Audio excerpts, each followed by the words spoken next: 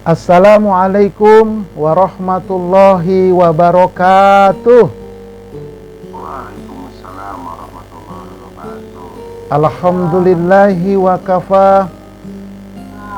Wassalatu wassalamu ala rasulihil mustafa wa ala alihi wa ashabihi wa man ihtada. Amma ba'du.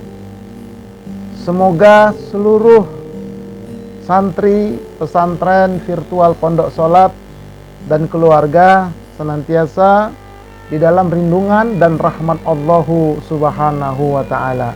Amin ya rabbal alamin. Salawat dan salam semoga Allah sampaikan keharibaan Nabi kita Muhammad sallallahu alaihi wasallam.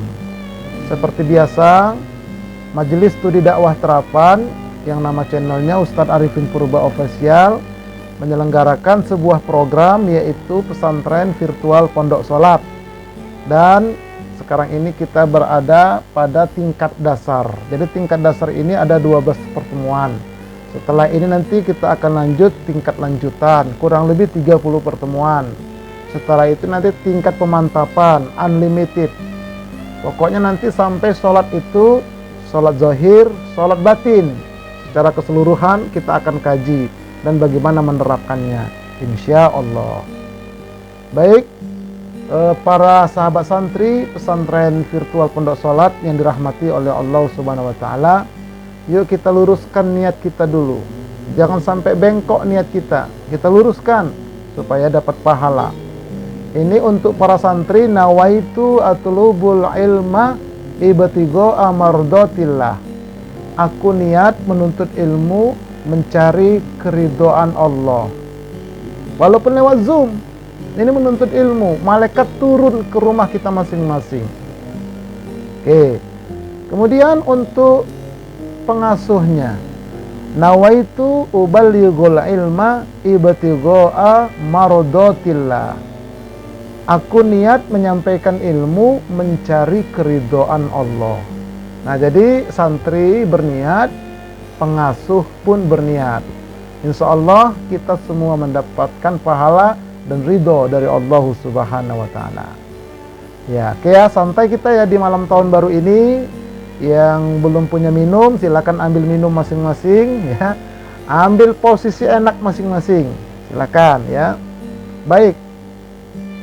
Dalam hidup ini ada dua jalan pilihan yang Allah tawarkan, jalan ke surga dan jalan ke neraka. Kita disuruh memilih. Sebagaimana dalam hadis Nabi, barang siapa menempuh jalan untuk mencari ilmu, maka Allah akan memudahkan jalan ke surga baginya. Jadi silakan, mau ke surga ngaji, ayo belajar. Mau ke neraka, ya nggak usah belajar. Silakan maksiat, pilihan, bukan takdir, pilihan. Sekali lagi, bukan takdir tapi pilihan. Baik. Nah, moto kita adalah perbaiki sholatmu, maka Allah akan memperbaiki keadaanmu dunia dan akhirat. Jadi yang Allah lihat kemauan kita untuk memperbaiki sholat, bukan baiknya sholat kita, bukan. Terus kita berkeinginan memperbaiki dengan cara apa? Di antaranya kita ngaji, belajar, thalabul ilmi. Nah, maka Allah akan memperbaiki keadaan kita dunia akhirat. Nah, bagaimana memperbagus sholat kita? Yaitu dengan cara belajar terus dan terus belajar. Tidak ada kata berhenti. Dari buayan sampai ke liang lahat. Siapkan waktu sepekan sekali, malam Ahad aku harus belajar. Dan saya pribadi juga sudah mempersiapkan diri malam Ahad mengajar. Nah, walaupun ada acara seperti sebelah ini, keponakan saya lagi akikah. Saya bilang saya Zoom dulu. Setelah Zoom nanti baru saya ke sana. Nah, itu kita sempatkan waktu. Baik. Kali ini kita masuk pertemuan kelima. Nah, jadi sudah 5 pekan kita ngaji ini ya, 5 pekan. Dari 12 pertemuan. Hari ini kita masuk pertemuan kelima. Apa yang akan kita kaji? Temanya apa pada pertemuan kelima ini? Yaitu sholat di masa Nabi dan di masa sahabat. bagaimana sebetulnya sholat di masa Nabi dan di masa sahabat. Kemudian sholat di masa fikih 4 mazhab. Ya, bagaimana sholat di masa fikih 4 mazhab, imam 4 mazhab. Kemudian sholat di masa imam-imam hadis, Imam Bukhari, Imam Muslim, dan seterusnya. Nah, ini coba kita runut nanti ya, kita runut. Nah, jadi nanti terbuka wawasan kita. Ternyata sholat itu sejak zaman Nabi sampai imam hadis itu begitu. Nah, jadi ini wawasan dulu.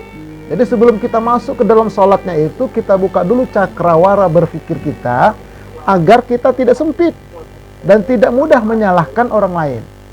Tapi ya, itu dulu patokannya. Nah, di masa Nabi Sallallahu Alaihi Wasallam dan di masa sahabat, Islam itu sudah sempurna, tidak ada kurangnya.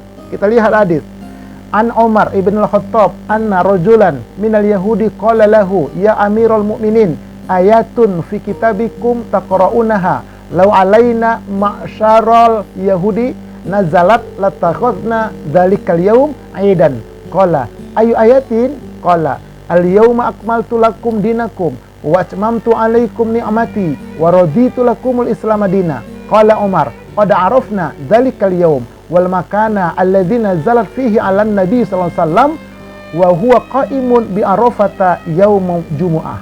Saya bacakan hadis ini mengambil berkah.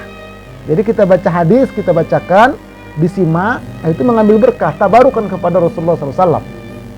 Taib, artinya ini, dari Umar bin Khattab, ada seorang laki-laki Yahudi berkata, wahai Amirul Mukminin, ada satu ayat dalam kitab kalian yang kalian baca.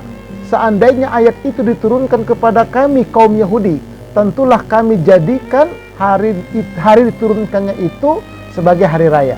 Maka Umar bin Khattab berkata, ayat apakah itu? Orang Yahudi itu berkata, pada hari ini telah kusempurnakan untuk kalian agama kalian, dan telah kucukupkan kepada kalian nikmatku, dan telah kuridhoi Islam itu jadi agama bagi kalian. Al-Maidah ayat 3. Maka Umar bin Khattab menjawab, kami tahu hari tersebut di mana tempat diturunkannya ayat tersebut kepada Nabi, yaitu pada hari Jumat ketika beliau berada di Padang Arafah. Hadis riwayat Imam Bukhari nomor 43. Intinya apa?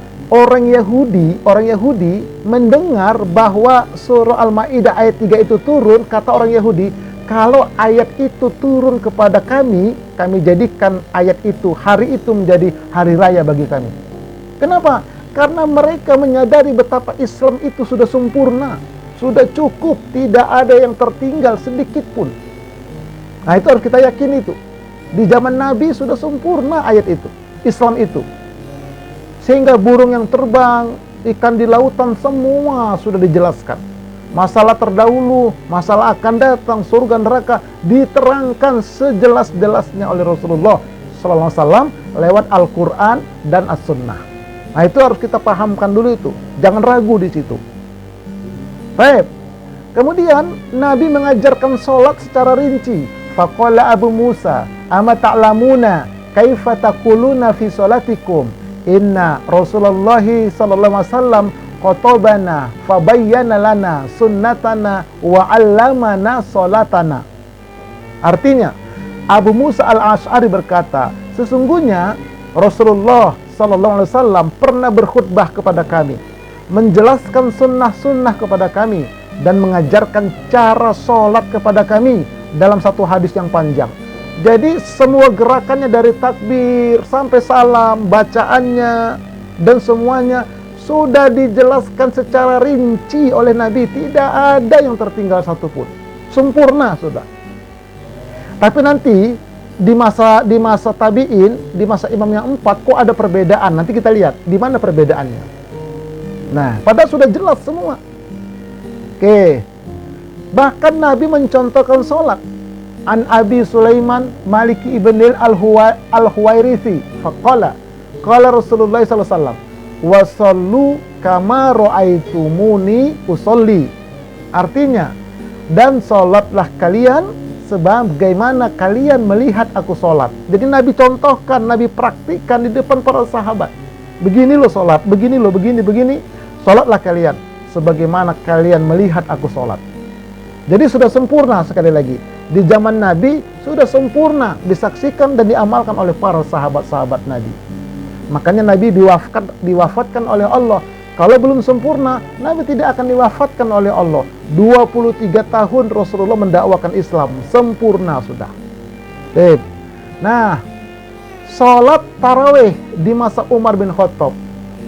Nih kita lihat ini, sholat tarawih di masa Umar bin Khattab. Ini Rasulullah sudah wafat. Umar menjadi khalifah kedua. Ya, khalifah kedua. Sholat tarawih menjadi berjamaah lagi. Nih, sahabat Nabi yang 4 mendapat legitimasi dari Rasulullah.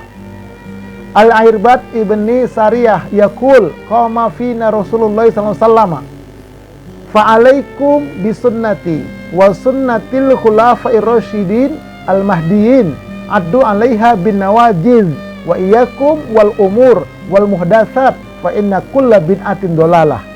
Artinya, maka hendaklah kalian mengamalkan sunnahku dan sunnah al-khulafa'ir rasyidin, gigitlah dengan gigit geraham kalian.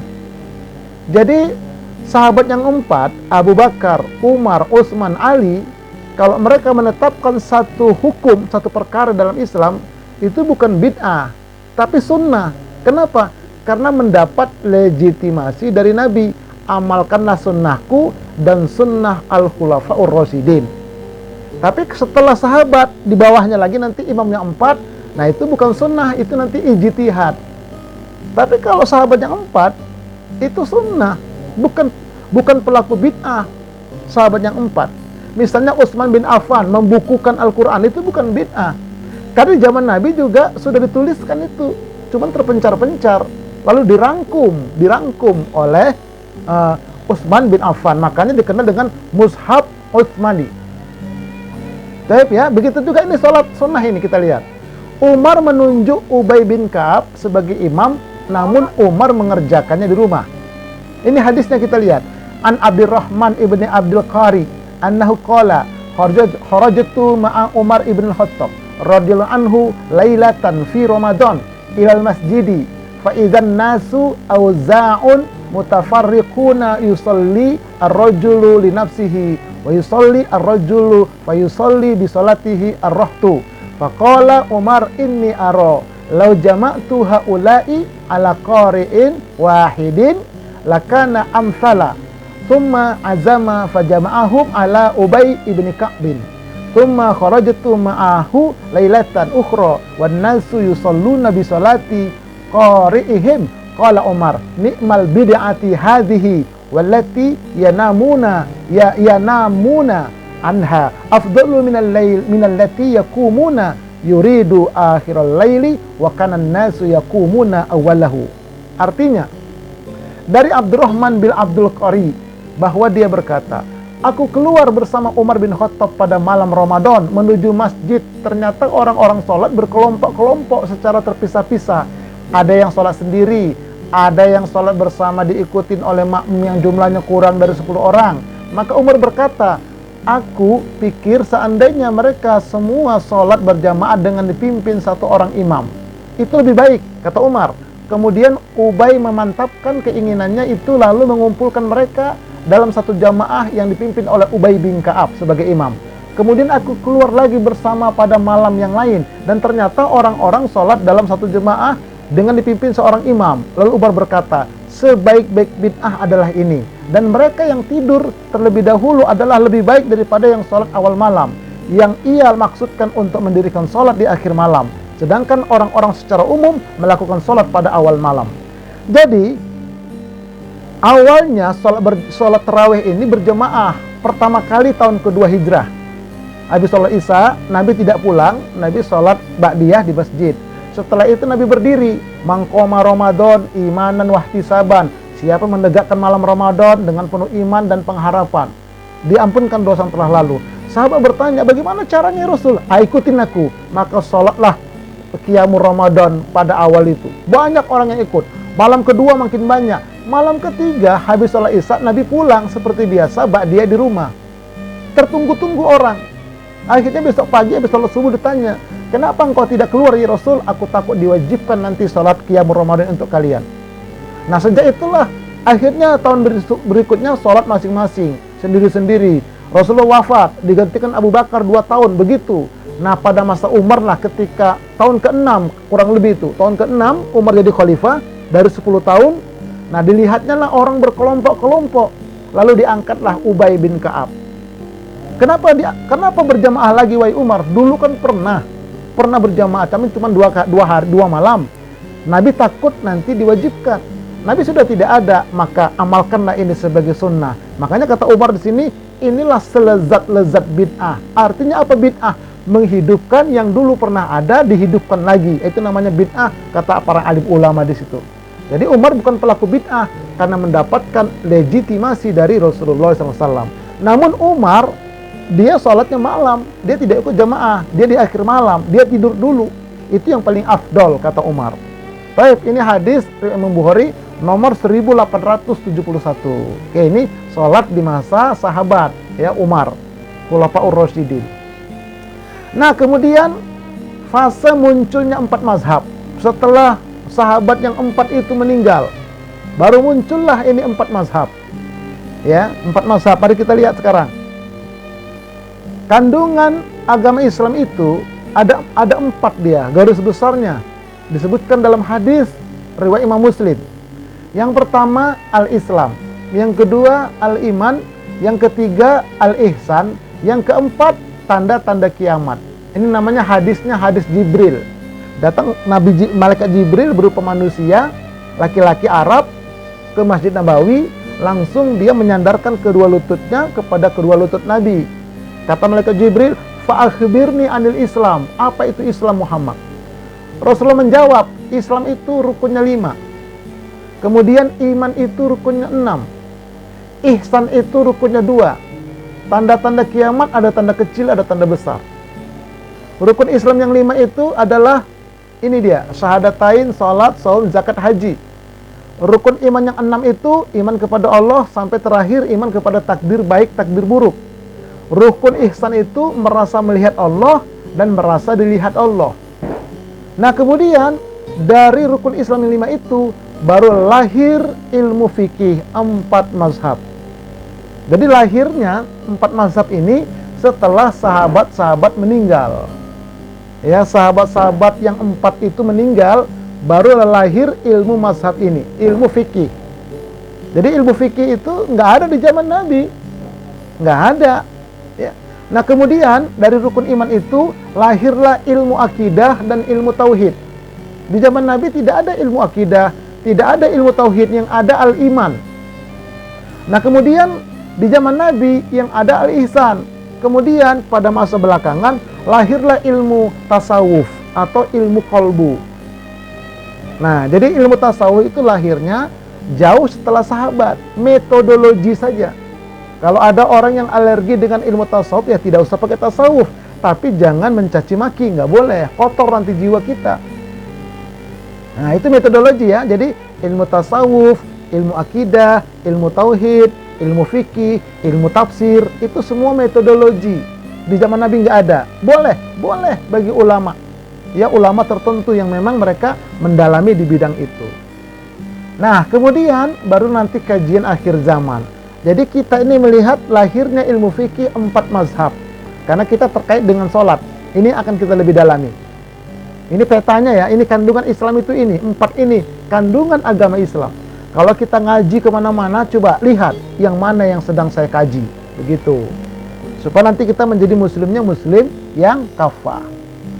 Baik, ini hadis riwayat Imam Muslim, nomor 9 hadisnya. Nah, sekarang kita lihat pengertian fikih. Menurut bahasa, fikih berarti faham atau tahu. Adapun menurut syariat Islam, fikih berarti ilmu yang menerangkan tentang hukum-hukum syara yang berkenaan dengan amal perbuatan manusia yang diperoleh dari dalil-dalil yang tafsir atau yang jelas. Orang yang memahami fikih disebut dengan faqih, jika orangnya banyak disebut dengan fuqaha. Nah, jadi ini ilmu fikih itu ilmu yang menerangkan tentang hukum syariat, termasuk ilmu tentang hukum sholat. Nah, itu namanya ilmunya ilmu fikih. Ya, ilmunya ilmu fikih. Kemudian 4 mazhab, ya 4 mazhab. Mari kita lihat dulu, kita kenalan secara global tentang 4 mazhab itu kapan urutannya. Fikih 4 mazhab. Yang pertama, mazhab Hanafi. Ini paling senior dia.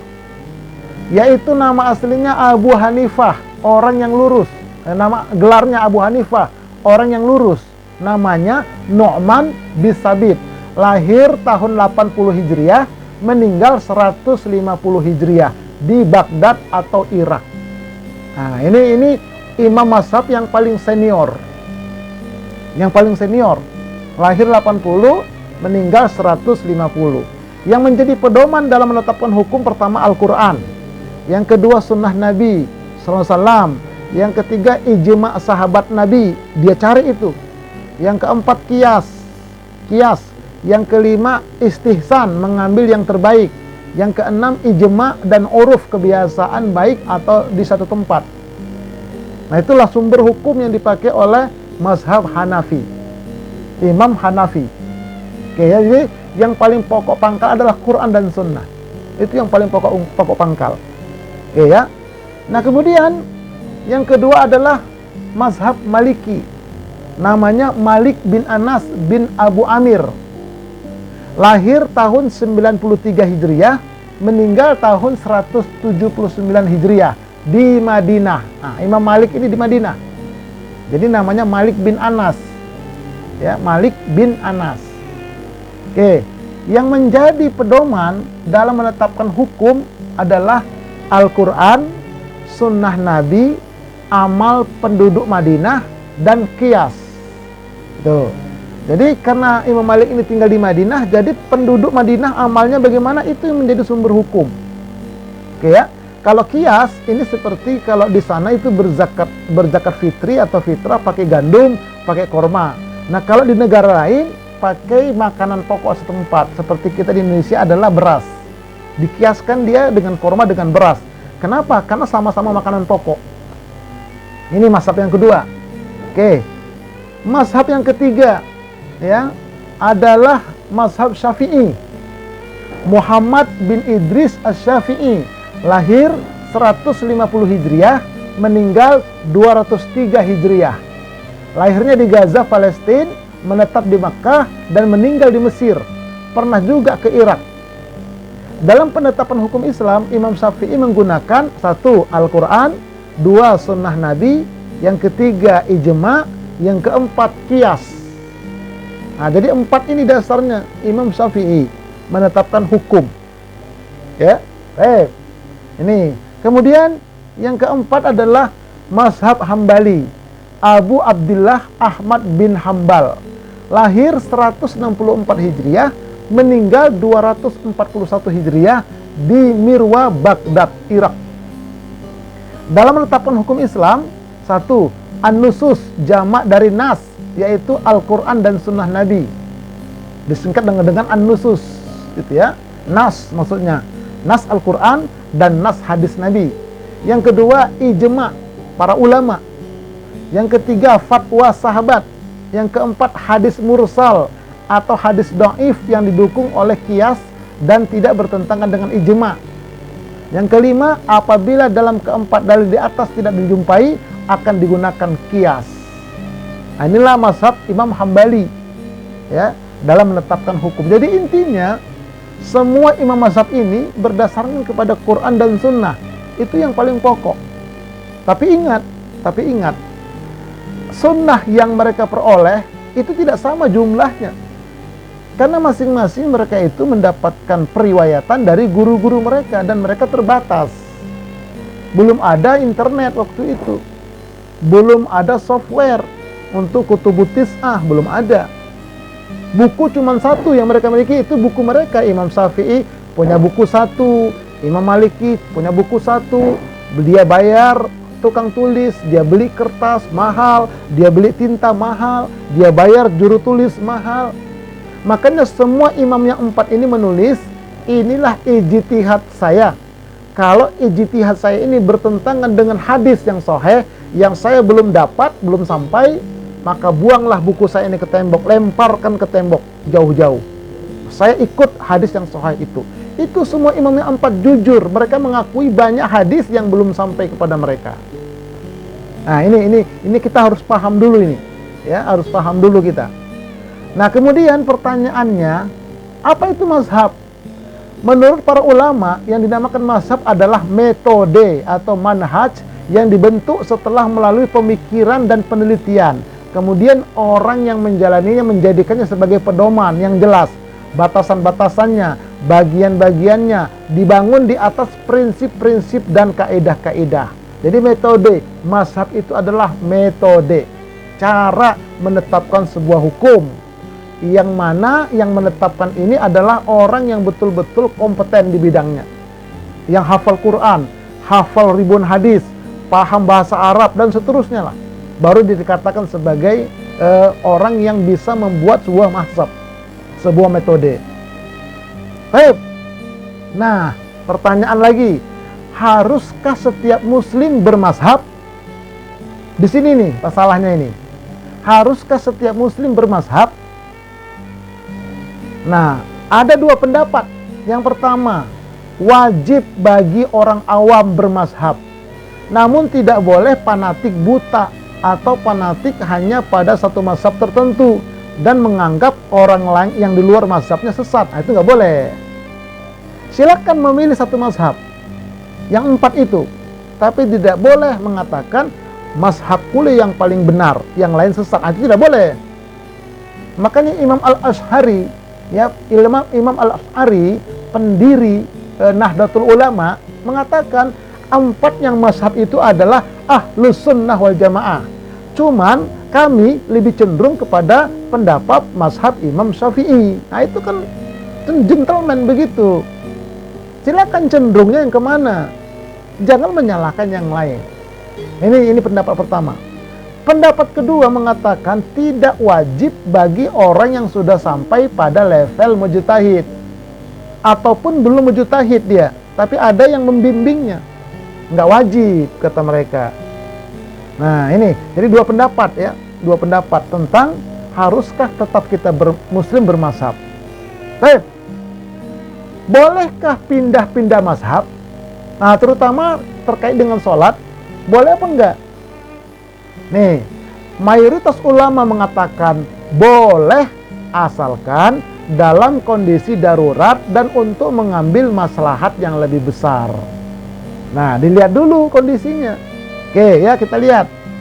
Contoh tentang membatalkan wudhu. Nih, pembatal wudhu imam yang 4 mazhab. Dalam ayat disebutkan aula mastumun nisa. Artinya apa itu? Atau kamu menyentuh perempuan, maka batal wudhu, berwudhu lagi kamu.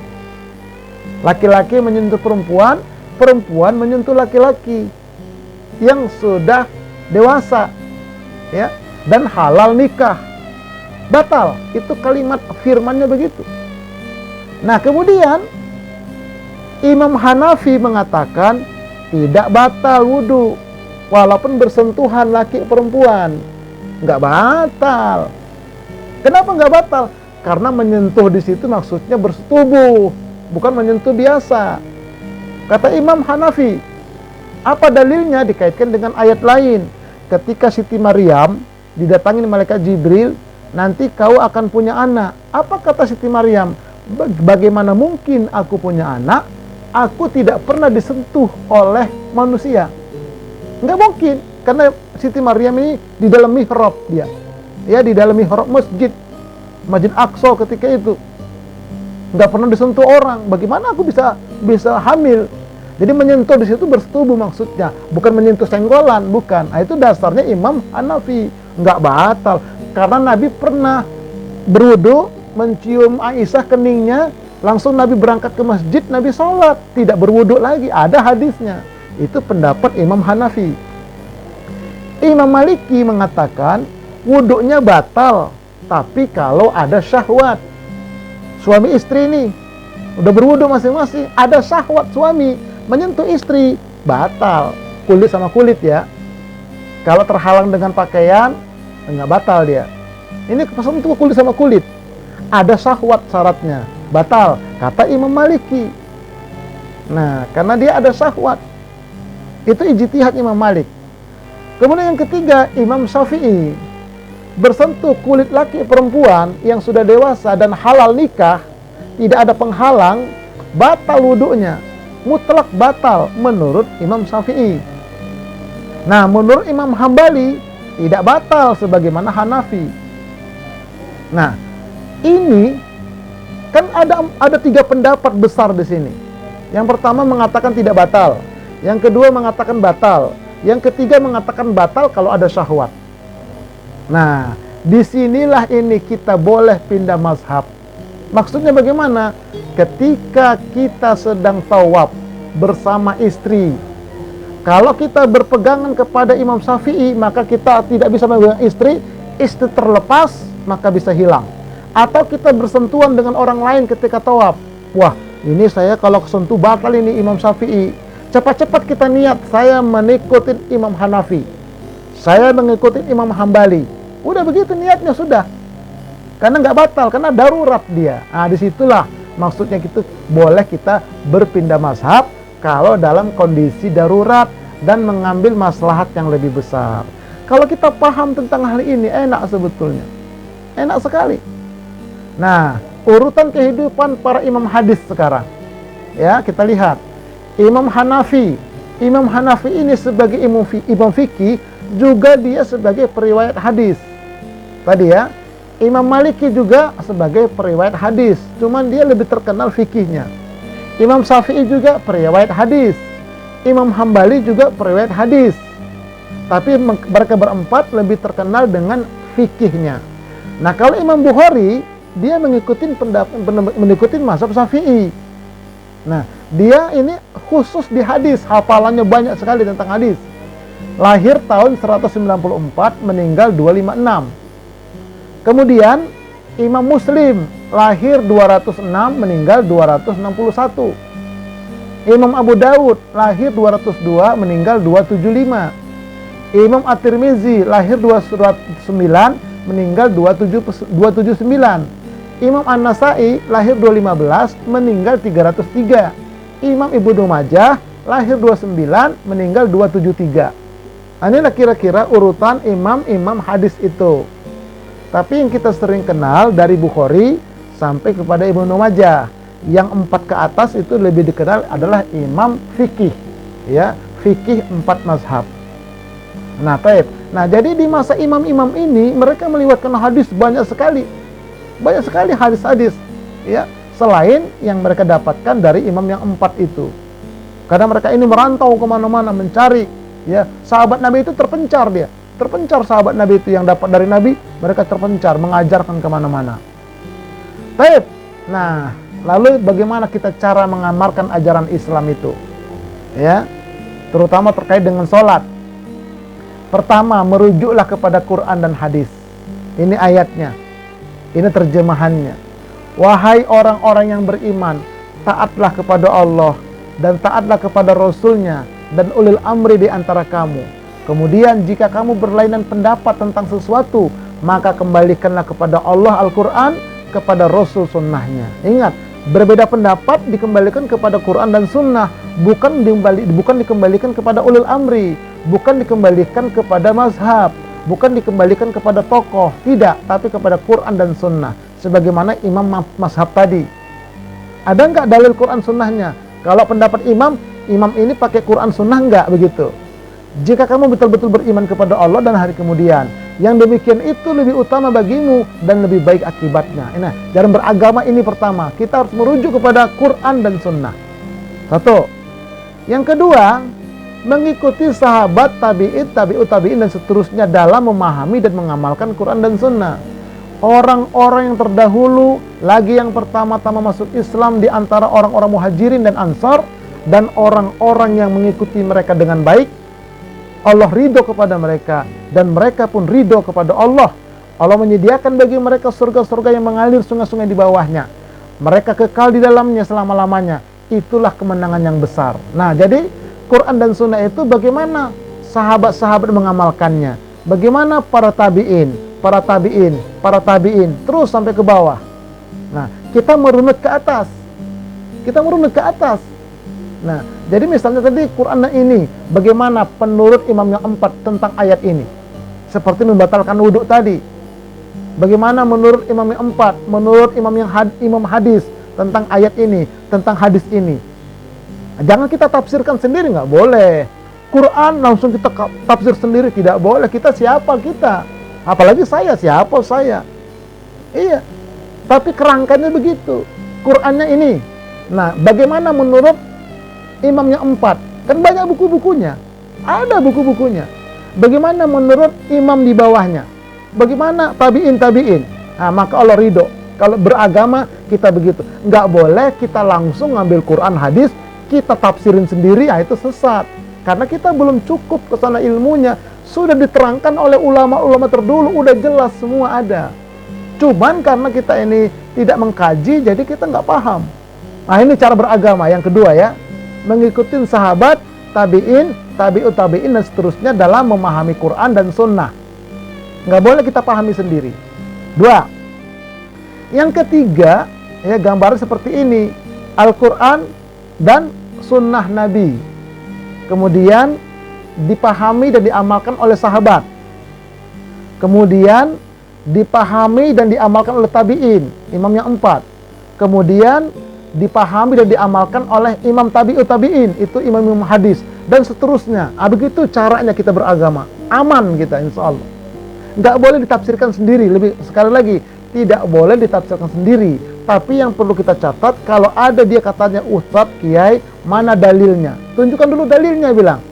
Setelah dapat dalil, bagaimana pemahaman sahabat, bagaimana pemahaman tabi'in, bagaimana pemahaman tabi'in. Jangan-jangan dalil ini dipahamin oleh pribadi, itu nggak boleh.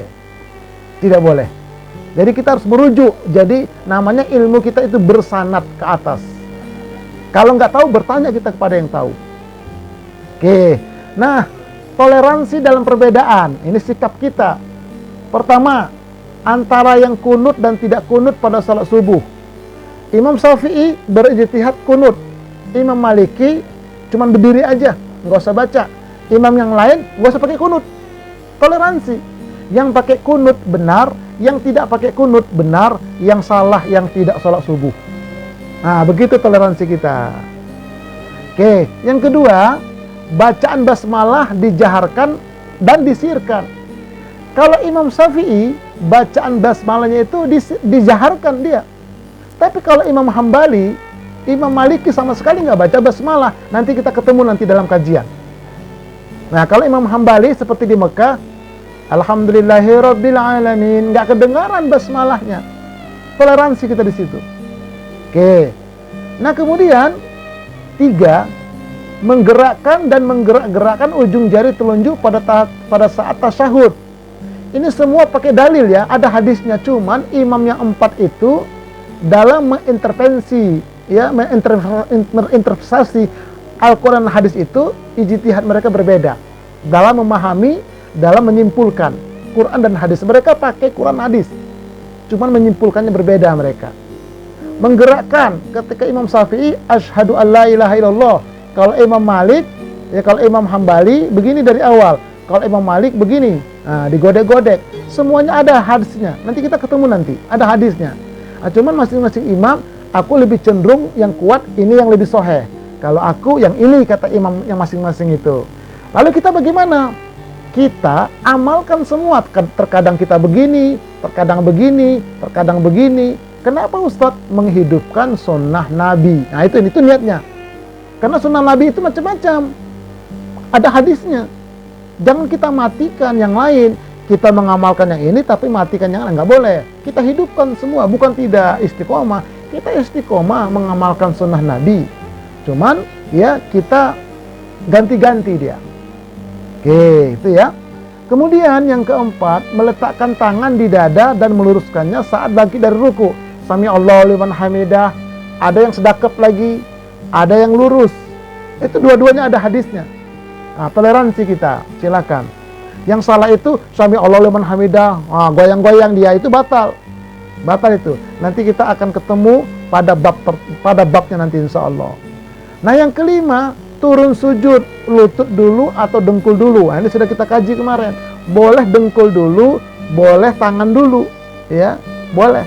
asalkan dengkulnya tidak berbunyi ketika menyentuh lantai. Toleransi kita. Jangan berkelahi. Kamu kalau sholat turun sujud itu dengkul dulu ya? Iya. Oh berarti kamu kayak onta. Nggak boleh. Dibalas sama dia, daripada ente tangan dulu ya? Iya. Kayak kodok ente. Jadi onta sama kodok jadi berantem. Itu nggak boleh. Toleransi kita. Silakan. Nah kalau saya itu kadang-kadang saya dengkul dulu, kadang-kadang tangan dulu. Apa niatnya? Menghidupkan sunnah Nabi.